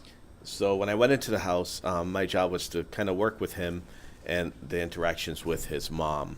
So, you know, we were trying to teach him some skills, taking showering and things like that. But I realized that there was something else going on. And mom, when I went to the house one day, I saw mom, she was kind of beat up. And I asked her what happened. She said, like a battered woman, she said, oh, I tripped down the stairs. Well, after investigating a little bit longer and asking her questions, her son kicked her down the stairs. It got to the point where how she would get away from him was to pretend she was crying, because that's what he witnessed. The father would beat her until she started crying and then start stroking her hair. This kid witnessed this at 5, and now he was 15 or 16, so he still remembered that. So I went into the office and I said, Tacey, this is something I never do. I never say that I want a kid to go to placement, but this wasn't safe. He was hugging her to the point, the hug would turn into a strangle. Yeah, it was, Her breasts, he would grab her breasts. I mean, it was becoming just physically more and more dangerous all the time. And the call, Richard made the call that like this could be life-threatening. We just can't leave this like this, because the kid was he was 15 and bigger than she was. She was probably not 100 pounds, and anyway. yeah, so, she always thought about placement for her kid, but she said she loved him so much she didn't want to have him placed. So we went back to the office and I told Tacey that wasn't safe, and then even the school kind of agreed to that. So we ended up we ended up calling the state and Calling the 911, right? yeah, we did call 911 because I think he was chasing her down the street and he fell and he bruised up his face and all this stuff. Things happened, but we ended up calling 911 and taking him to the hospital for him abusing her. Then he finally got placed, and he's actually placed somewhere. Yeah, and he's doing really well. I mean, I just kind of wanted to bring up that not all the stories are happily ever after, great social groups, kids, doing well. I think that walking into a family home, you never know what you're going to walk into, and you got to be prepared. And yeah, I mean, it's crazy out there, and we have the opposite end of the spectrum, where we have people who have just the most incredible homes that you've ever walked into. They're full panoramic view of the Long Island Sound, and even that on the surface, it looks all well and good, and it's just not always that way. So I know that some people, some agencies have issues with parents getting involved and being involved. And the last time we were here, someone did mention that. And one thing that I do with parents is when I put a strategy, or what I try to do when I first go on every week on my visits is like, what's going on this week? Because to parents, it's important what's happening in the moment. So if this kid is hitting his head and he never did this before, or he has some kind of compulsive issue that he's doing something around the home, I ask him what's going on this week with this kid and what we can do to change it. So I give him some strategies, and I say, well, try this strategy and try this. I give you a couple of strategies, but your homework is to try 3 times before I come back next week and let me know how it worked for you. So this gives parents some work to do, and so that they have to report to how things are going. Because you know what, I've known that you put a data sheet at the house and you don't get data, or you get skewed data, or whatever they want to put on there. They might just check it off when you get to the house. But the homework is really important, because I really need to know how it works. Because I have staff in the home as well who are also doing the same strategy, and they're in there more than I am, so they can observe if the parents are actually following through. So I asked the staff as well. So this has been a big piece of the program, and it really helps because the parents get invested in the program and the strategies that are written and their child, and that's how we've been so successful with a lot of parents, because we've been in homes where families and parents don't get involved, and it falls apart. And it's so important that we get some families that say that they want their kid to go to placement to begin with, and we've had that. They say, well, eventually he's going to go to placement, but now I have family members that feel like, well, no, this kid can be successful at home. So that's what we really want our program to do: make sure that these kids can stay home and be successful. And back to the direct support piece. I mean, I think that for all the great plan Richard can write, it's Damien or the direct support people that are actually in there, in the home and in the community. And so one of the handouts I just gave you talks about direct support people as, first, primarily teaching the individual, because they need to learn the skills, and that's what we're supposed to be in there doing. But we're also really teaching the family by example, by maybe using the right language, by maybe not talking about the individual like they weren't there. There are so many ways. I'll let Damien talk a little bit about, and also, and I'll let you go, but the community, that we're really, one of the main things that direct support people are doing is teaching the community about folks with disabilities, and helping educate and saying, look, this is a cool person. So Damien, can you give some?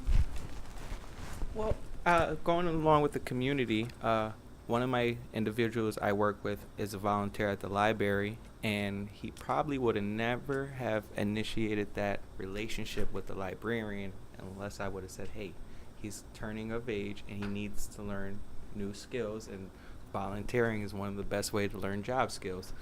So you got him to volunteer, and it was a simple job, putting away the simple board books, which were alphabetized, so it was something I know he was capable of doing, and once he was successful at doing that independently, I had him challenged and asked for another job, and she assigned him DVDs, and he does DVDs, board books, and also now he's doing chapter books. But that little skill from him being able to alphabetize and memorize certain things eliminated the need for the librarian to stay an extra 20, 25 minutes putting that stuff away, or having it be on the shelf, off the shelf till the next day for another patron to come use it. So once I was able to get the librarian aware that, hey, he has a disability, but he has other abilities with that, he's capable of doing a lot of different jobs as long as we're able to teach and, coach him on what he needs to do during the job. He can be a vital asset. So getting community members aware of people with disabilities, and also letting them know that they're not a hindrance. They can also be someone that can you could benefit from in your company or corporation. There's one individual, we're still trying to find a job for him, but he has a great memory, and it can be used for many different things, but as a direct support staff, I have to get creative and find those things that he's can be successful at and strive in, and just to get him there and expose him to that stuff so that he can learn the skills needed. So connecting these individuals with their communities, and also letting the community members know that they can be a vital asset to them is very important. Very important. How about the families? Is there more like, I think one of the things, again, we're working primarily with families. I think sometimes people learn best, it's been touched on that having a stranger come into your home can be awkward, it can be, and you don't want somebody coming in and telling you how to raise your kid, or, there's an awkward piece, and some of that falls on Richard, but then Richard walks out the door and Damien's left to pull it off, so. As a direct support staff, I'm a little uncomfortable. I don't know you're at someone's front door at their house. I know how I feel when someone comes to my front door. Is my house clean? I have my best appearance on. So as a direct support staff, you kind of want to put on your best face when you're going to the door, but you also don't want to make the person feel uncomfortable to where they're always putting on the front. And a lot of my families sometimes will put on the front like, oh, we're the perfect family, smiles all day, until I got into the family dynamics and I start to understand who these people truly are behind the front, and I started to realize, just like me, they're a typical family that have problems and issues and all that stuff, and to understand some of those relationships and dynamics of the families and being able to navigate some of those things. Like, for example, I work with a family who has mother and father involved, and there's a little brother. But the mom is more of the head of the household, and she takes the directives. So if I have a problem or issue, I know not to go to dad because he's more like, go talk to mom about that. So understanding the family dynamics is very important. And to also know if I have a problem and I don't want to address it with mom, I'll address it with dad because he's more easygoing and he won't be so pushy and like, you're not doing your job. And I'm like trying to explain to him, this is a part of the program and this is the best I can do my job given the circumstances, and understanding the dynamics. You don't want to offend certain families, so you try to be as professional as you can be, and then if you're having issues relating that to the family or the mom or dad, I really depend on my supervisors to be that bridge if I can't communicate those needs. So how about you guys? What are some of your greatest challenges and accomplishments. I know some people are new to this, right? There are some folks who are just kind of getting into this, and some folks have been doing it a while. So let's hear from you.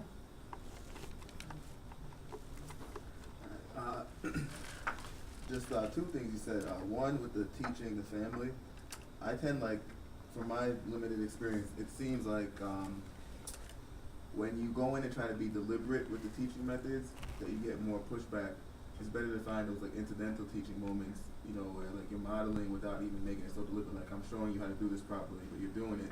They see the reaction, they see how effective it is, and they're obviously going to mimic it. I mean, 9 times out of 10, 8 times they're going to mimic it. So I feel like you're definitely just trying to make the teaching moments more incidental than deliberate sometimes or depending on the family. Another thing is, I said the biggest challenge, I was holding on to this thought for a minute, sorry. The biggest challenge, if there's an issue, like, in the moment, like, well, I used to ask folks when I interviewed them, like, what if you are in there and you're helping them get ready in the morning and you put on black socks and mom comes in and says to the direct care professional, frankly, are you dumb? Like, today is Wednesday, we wear white socks on Wednesdays. Like, come on, like, how long you been doing this? How stupid can you be? Be better than that, and walks out. Like, how would you react to that? Are you gonna in the moment, are you gonna jump and say, hey, I'm not stupid? Are you gonna just kind of let it go, speak to your supervisor, and again, being empathetic to realize that what's mom going through? Why is she acting that way? What did he do? What did the individual do that day or that week? You know, and not just jumping off, flying off the handle, like, making it a personal thing, because it's not about you as a direct support professional. It's more about, like, the family dynamic. So, As a professional, I've encountered times where there's this one family, he only wears sweatpants. Speak up. This one individual only wears sweatpants to school, to any event. And one day he pulled out a pair of jeans himself. And I said to mom, hey, did you ever ask him what if he wanted to wear on that day? So having the parents understand that part of being independent is providing choices, and that's a part of incidental teaching, is that you want your child to be independent, but you're choosing what he wears. So part of that is I explain to them there's no freedom of choice, therefore no independence in choosing what he wants. What if he doesn't want to wear black socks today and he actually does want to wear the white socks? So it's one of the toughest things I've come across as a direct support staff, going into families' homes day in and day out, is showing that it actually works. And they actually have to see you in action to see a behavior. It's almost like we want to see it work. So you have to see a behavior, and they have to see how you react in the situation, and that it actually works. The behavior plan that's put in place is actually benefiting the child, the individual, and the family, keeping the individual safe. Have you been disrespected, though, like that? I mean, I've been disrespected to the point where they asked me what was my credentials or my education, and I don't never answer that, but I say to them, I'm here to do a job, and if you don't like that job, we can discuss that with my supervisor, and we can figure out other options. Because I don't want to have a family feel right. like you're not gonna hash it out. From my experience, you're never able to hash it out and come up with a solution in the moment. Right. Because emotions are high. I forgot what the doctor said. Like, Right. IQ is 25%. Yeah. Right. You know Right. what I mean? you be as professional as possible, and you have to know your staff. So they trust me to go into some of the more challenging houses, and that some of the families will try to abuse their authority as a parent and abuse your services. Absolutely. And sometimes I say, hey, I am not here to do that. And I explain to them why.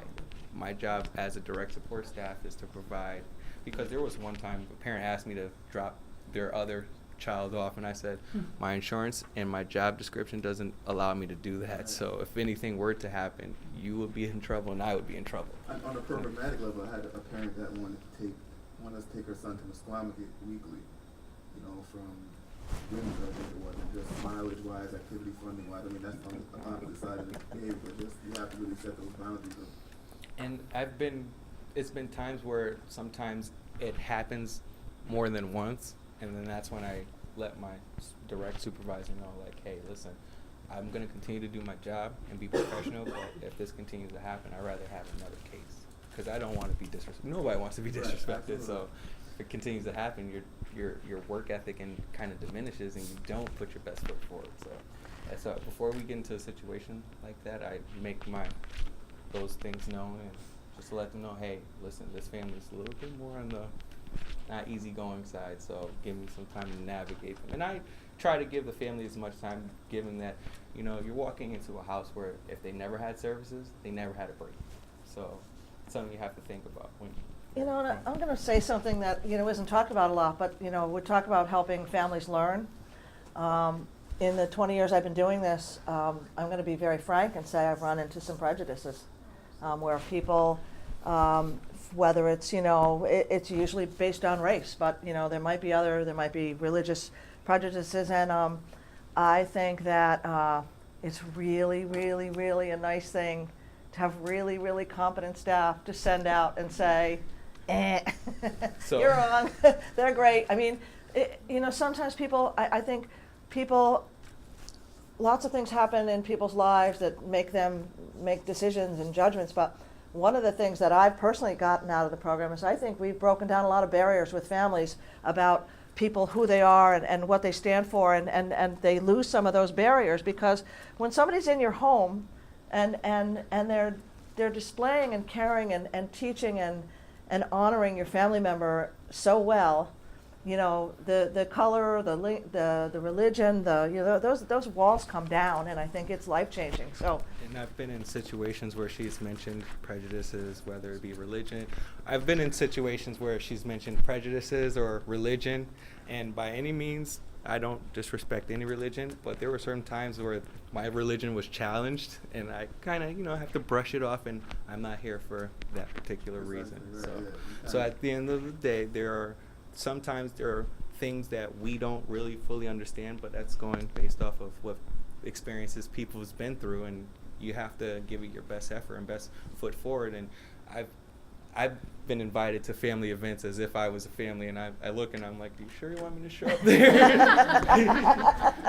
And I've been invited to work at a church where I have no denomination at, so I don't know any of I have no knowledge of the religion, but they feel like I'm a part of their family, and they invited me to all these services, and I have no, what am I supposed to wear? So it's almost like you have to give it your best effort and understand that you're going to be facing some challenges, and sometimes those challenges are challenges we don't like to discuss or like to make aware of. Yeah, and they happen without being discussed, and they, So. We had a really interesting situation with a family on the shoreline, very, very wealthy family, had a support staff who was really large African American, very devout Christian, helped a family have their son bar mitzvahed. And you know, this guy, after a couple years of working with this person, was so much a part of that person's family. You know, when I put him in there, I'm thinking, oh, he's going to stick out like a sore thumb in this town. It's, you know, it's an awkward. It was wonderful, and you know, to this day, I think it was one of the best things that ever happened to that family. But you know, sometimes you got to take a chance. Sometimes, you know, there are people who I won't work with. I've had families that say, you know, don't send that kind of person to me. I won't work with them. It's like, okay, find another agency. You know, it's just not. I think it's their loss. You lose out on great services sometimes. It's funny, the individual we mentioned earlier, he's 34, living in his own condo in New Haven. The first time I met him, he started yelling, and he said, "I don't trust him. I don't trust black people." And you know, then I went to his home when I met his parents there, and they're pretty wealthy, and so we went to his apartment, and he did the same thing, and he went out in the street, and he lives in New Haven area, pretty close to the projects where there's a lot of black people, and he's outside yelling, "I don't trust black people, I don't like him." And so I go back to the office. I'm like, "Tacey, this is not going to be a good match." I said, if I'm triggering this kid, and she's like, "No, you're just personalizing it." I said, "No, Tacey, you don't understand. There's people out there with guns. If somebody hears him saying that and they shoot him, what's going to happen?" I said, "It'll be on me because I went to go visit this kid." So she said, "No, I think you know." But she said, "If you want out, I'll let you out. But I think you're a good match." And now I have a relationship with this man that I mean, he calls me about everything. Like I said, he called about his cleats yesterday and going out in the snow to walk down the hill. So, you know, it's about letting the people exposure and letting them know who you really are. And, you know, so one day he was yelling and he said, do you know what sickle cell anemia is? Because I was like, wait a minute. What does that have to do with me? And I realized, you know, something the blacks had. And I said, well, yeah, that wasn't really nice. But now I don't get anything from him about race. I mean, he gets a little nervous walking in the neighborhood when he sees black people coming around. But if I'm with him and the staff, he's fine. He's like, he'll walk, he'll be a little shaky. But it's like experiences are everything. And so it's our job to be out there to educate our guys as well as the families. It's so important to be a big piece of this. And so to see our guys grow and they're, you know, just see them be so successful being at home and being on their own. This other one I work with. It might be what keeps him alive, because he might now know better and not think to yell, I don't trust black people out in the streets of New Haven, you know, I mean. Yeah, another individual I work with who also lives on his own. His parents live in Massachusetts, and so he lives in New Haven. And I got a call one night, and he had gone out to Chili's in Hamden, and he was walking home on the Merritt Parkway, and the state troopers called me, and they're like, oh, and she was laughing. She said, well, we got him just in time right before he entered the tunnel. And the thing about that is that he knew that was the way they drove to Chili's from New Haven, so they would take the Merritt Parkway. So that's how he knew to get back. So working with him, we got him a taxi card, we taught him the bus routes, and now he knows how to get himself home. So, and then he would go to all these different restaurants. So now his duty is to call me before he goes out. I have to ask him if he has money, because he was eating out at restaurants with no money. I'd ask if he has money, if he has his taxi card, if he has his ID and his cell phone. So he makes sure. And now he had, and no cold. And so now he goes out, he calls me, and as soon as he gets home, he calls me, he says, I'm alive. I'm like, okay, good. I'm glad you made it another day. It's really fun work. It is. It has its moments. Going in the beginning, families don't really trust you, like they say. You need to build that rapport, and that's the main thing. So I go in there pretty easygoing. I'm not judging families. I know what you're going through. It's so important to just like build a relationship and to talk to them. And you hear other things. You hear about their other kids. My daughter's anorexic. My son is this, you know, and you try to bring them back into what you're really there for. But you have to hear the other stuff, the extraneous stuff. So you listen, and then you build their trust, and that's the main thing. I know a mom who says, I like to put my pajamas on when I'm home, so I want the staff gone at such and such a time.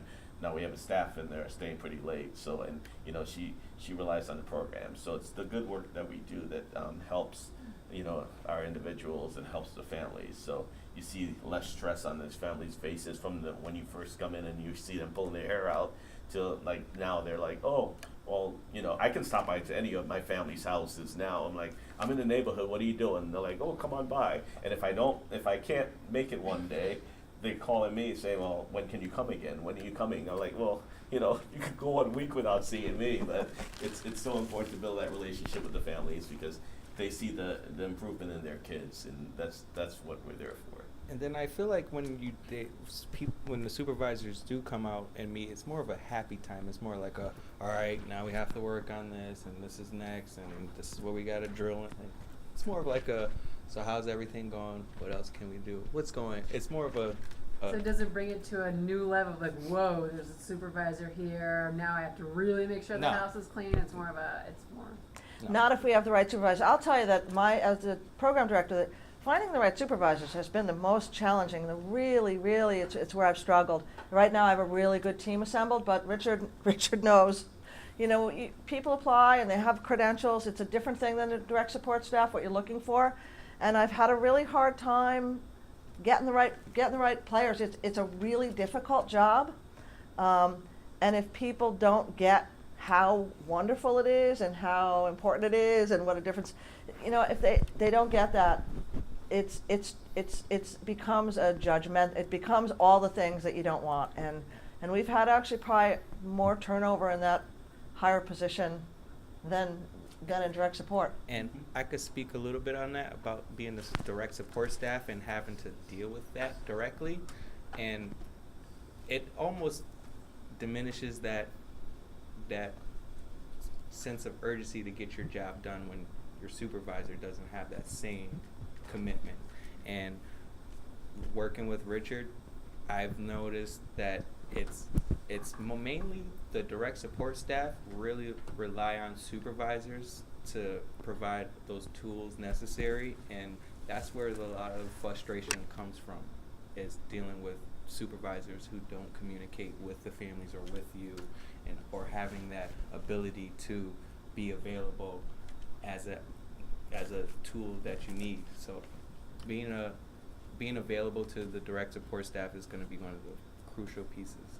I know from like a program like this, when you're out in the family's home and there's a situation and you can't get in contact with your supervisor, like you feel like you're on an island. At least I did, like, because it's not like, again, like a group home where you have a bunch of numbers Absolutely. or programming. Or things Absolutely. for You're persons. really out there on your own. And things that the person's decomposing behaviorally and can't get contact with your supervisor, and you're supposed to be the expert, and the family's just looking at you. So you can. It's important that you are prepared, that you have confidence in your skills, and so even if you are making it up on the go, it looks like it's pretty Absolutely. Any questions for us? Are you guys, so Sue, do you guys supervise? Tell me a little bit about what you're, like, somebody volunteer some stuff about what you're doing. Well, we've been doing it for a while, and we're expanding now that our respite home is no longer open. Okay? So all of those families that were using our respite home got individual budgets. Okay. They're gonna be doing So you're doing it in the home. their own hiring, but we've been doing voluntary services Okay. now with some kids for quite a while. Yep. I think the challenge for me is, because I'm the director too. Right? I don't have a Richard, Right. you know, and I Well, don't think you can't have Richard. Really, Casey? Could I call it a Richard? I think that's been asked last time we did this training. I'm sure it was. So I think the difficult part is it's sort of me trying to hold that piece together. I don't really feel that I have the behavioral expertise that I should to be writing plans. Plus, But through voluntary services, you would have behavioral time. We do, but we don't have anyone on staff, so we're hiring Oh. a consultant. It's not. Think It's about it. gotta be somebody Think about it and who's- call me, and we can talk about how to try and make it work for you, because I think it's We critical. have some really great Damians in our life, thank goodness, we really do. And you know, and then Right. bad matches along the way Yep, too. yep. I mean, we do have quite a few, but I feel like they're missing, I mean, they'll call me and they feel comfortable calling me, but I don't always have the answer. Right. You know, I need someone like. Does anyone have a Richard structure with that, with this? Because the consultant thing doesn't work, because Right. they're not gonna answer the phone Right. call at They're not calling at 11 at o'clock. night when they're Richard out shouldn't be there answering the tonight. phone at 11 either. You know, well, but I mean, Yeah, that's kind of that's what what we it have to takes. do for making that commitment to families. Right. I mean, we have to be available. Does anyone have the structure with the supervisor in place in your agencies? No? I think it's critical, and the more I'm hearing you talk about it, and Yeah. I'll call you. Yeah. Yeah, I mean, I think, it can get loose. We know other agencies that do this. We see work that, that they try and do what they're doing, but the staff are so unsupported, and they're just kind of flung out there, and it's so unstructured and so unsupported that I think sometimes it can do more harm than good, Another thing I found was you would think things are going great with the family, right? Because you're not hearing from them. And then you check in with them, and it's like, oh, I'm not getting this, that, and devil knows what, and I want this. And it's like, whoa, you never, so it's important to kind of investigate it, every weekly, or even if things are going good, because they always could want more, and Right. you don't want to get, that was my experience, I learned from that, a landslide of requests and issues, because, they don't volunteer the information as much as you might ask, as much as you might, you have to really harp on it for them Right. to really know what's going on. And they feel you care when you're checking in. I mean, I try and check in, on my families, not as frequently as Richard would, but regularly. I try and always go to the IPs. I try and, just do what I can to say, I'm paying attention and I care, I'm invested in your family. And I think that makes, it helps people's stress level go down when they think people are caring. But yeah, I'm hoping that somewhere, that some of what we said, makes a change to your agency, because I think it helps everyone. I think it helps the families, the direct support staff, the supervisors. I just think it's a structure that we've found to be really successful, and it helps stabilize things. We've had, we have kids who they've graduated out of voluntary services and they're in adults and their money followed them, and we've had people who've had the same staff for a decade or more. It's pretty amazing. So.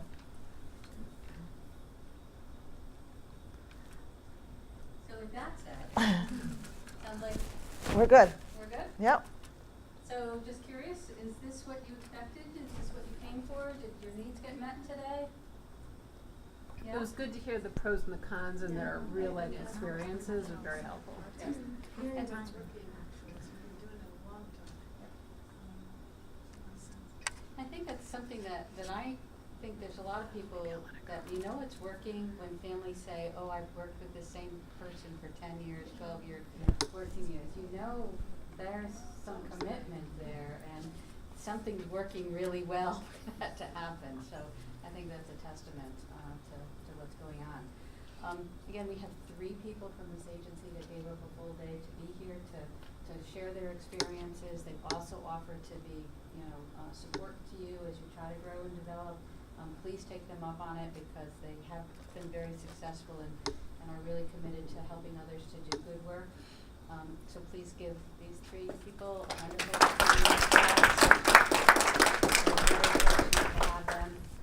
Lorraine's sitting over there very quietly over on the side too. Lorraine's been an enormous help for me. We've been partnering and trying to pull this whole piece together and trying to make this happen. And Lorraine always sits quietly back there, but she's really, really a wonderful person. So could you thank her too? And then Denise and Jen and some others have been on our team for a long time trying to pull this together, and we really appreciate that support. And all of you for being here, because obviously you're the ones who are making it work. So thank you very much. We really do want to be the best we can possibly be in this training, so please give some really thorough comments about what worked, what didn't work, any ideas to make it better. We want to be able to have a useful tool to help other organizations. If you can give us some feedback, that would be terrific as well. Thank you again, you guys. Thank you. Thank you. Thanks for coming, everybody. And thanks, Diana. And Janice. Welcome.